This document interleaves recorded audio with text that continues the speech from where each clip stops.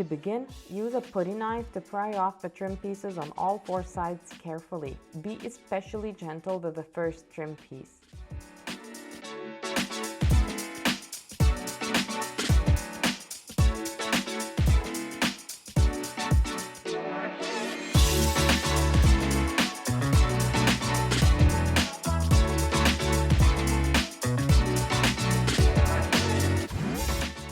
There is a bit of silicone, so you may need to pry a little from the other side to loosen the glass pane. You can reapply the silicone if you have any, but it's unnecessary if you are confident you can hold the panel while working on it or if you have a helper.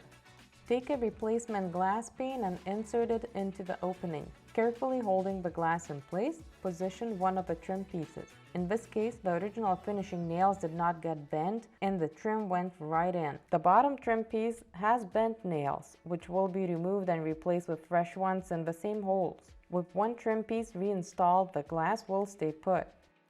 Use a piece of cardboard between the new glass pane and the hammer to protect the glass surface. Gently tap the nails to drive them in.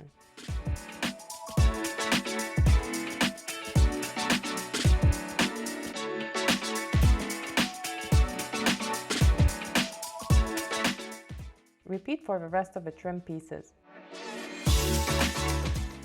You're all done. The whole process took me about 8 minutes. If you've never done this before, don't get frustrated if it takes a bit longer, but you can certainly do it.